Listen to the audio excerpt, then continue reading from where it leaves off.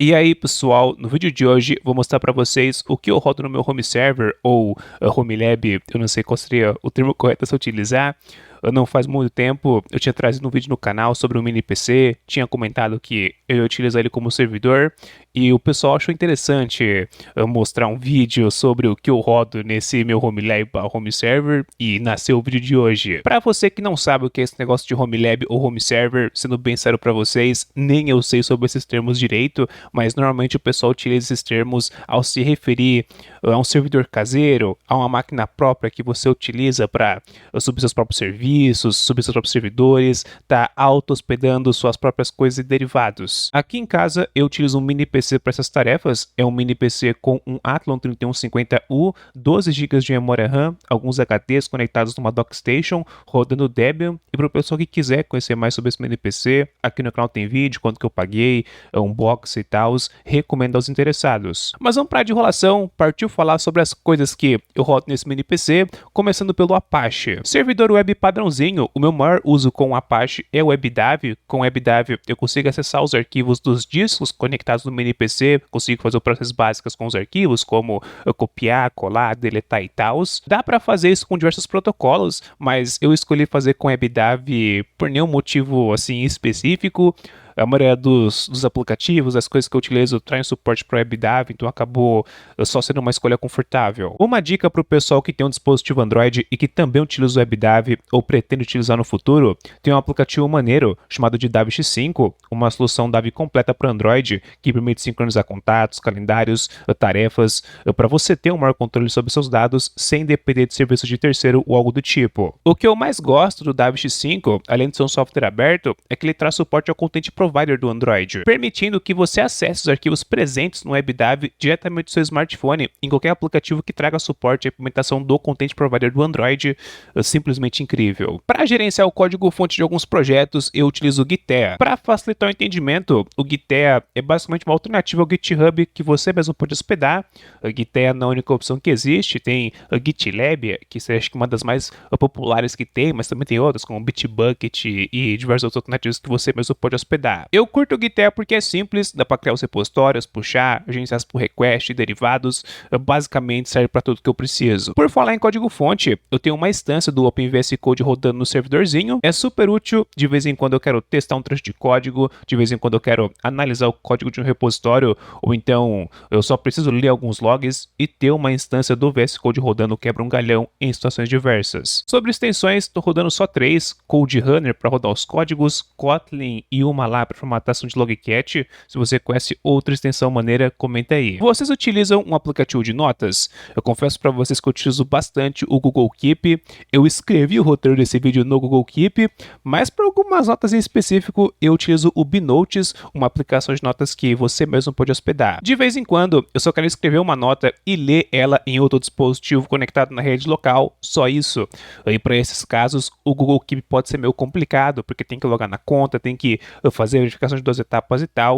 Por conta disso, para algumas notas, principalmente comandos que eu utilizo corriqueiramente no Live CD e tal, eu utilizo o Bnotes só por ser uma maneira fácil e descomplicada de acessar as notas. Para sincronizar arquivos entre dispositivos, eu utilizo o SyncThing. Eu não sei como que fala, deve ser alguma coisa assim. Uso principalmente para sincronizar arquivos do meu celular e do computador com o mini PC, assim eu consigo ter uma cópia de arquivos importantes em ambos dispositivos. Funciona muito bem, gosto bastante e até o momento não tive nenhum problema. Você utiliza gestor de senhas? Eu utilizo faz um tempinho e por conta disso eu não sei a maioria das minhas senhas, é tudo aquelas senhas grande, cheia de letra maiúscula, minúscula, com número e com caractere especial, justamente porque é uma senha gerada com o gerador de senhas, e o gerador de senhas que eu utilizo é o Bitwarden. E existe uma implementação alternativa de um servidor compatível com Bitwarden, chamada de Vaultwarden, que você mesmo pode hospedar, e eu utilizo essa solução para salvar minhas senhas, tokens e derivados. Funciona normalmente com a extensão do Bitwarden, só tenho que utilizar a opção Self-Hosted na hora que for fazer login, e é claro,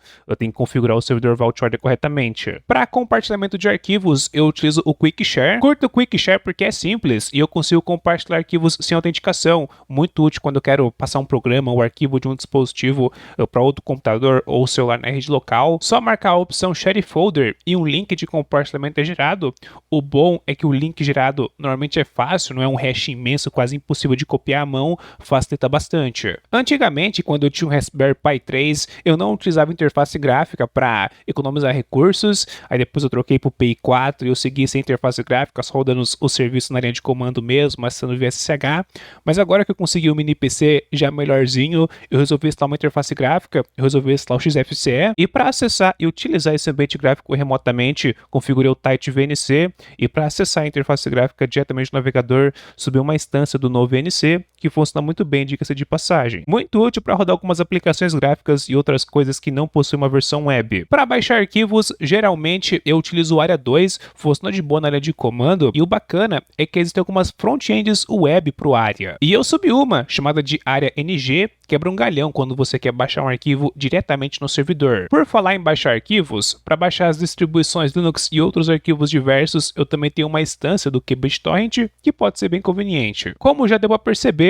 eu rodo diversos serviços e a maioria deles rodam por meio do Docker graças aos famosos containers. E para gerenciar esse tanto de container, obviamente, nós temos que utilizar os comandos do Docker, mas para fazer uma tarefa ou outra, eu curto bastante o LazyDocker, é uma ferramenta de comando bem maneira, e também utilizo o Portainer, uma interface web para gerenciar os containers, extremamente poderosa, cheia de funções e bem intuitiva. Por falar em containers, tem um que eu utilizo de vez em quando, que é o Gluitoon, seria um cliente VPN que você consegue estar compartilhando a conexão VPN com outros containers. Eu creio que dá para fazer também um port forwarding, não testei, mas deve dar para deve ser muito interessante implementar isso daí para fazer um port forwarding sobre VPN. De qualquer maneira, eu achei isso daí muito maneiro. Como reverse proxy, eu utilizo o Traffic. Assim eu consigo configurar rotas, em vez de acessar um serviço rodando em tal IP e tal porta, eu consigo configurar domínios para acessar os mesmos, além de me permitir configurar SSL para acessar os URLs do meu home server, do meu home lab com HTTPS. Eu fiz a configuração com domínio próprio, utilizando o DNS Challenge com a Cloudflare, bem bom, não precisa ficar dependente de Self-Signed Certificates e os links só são acessíveis na minha rede local. E eu acho que é só isso mesmo. Eu também subi uma página com os serviços rodando. É uma página bem básica, eu mesmo que fiz. Tá brincando um pouco com aquele Next.js. Basicamente uma centralzinha para eu não ficar perdido. E pessoal, esse foi o vídeo. Essas são as coisas que eu utilizo, que eu rodo no meu home lab, no meu home server.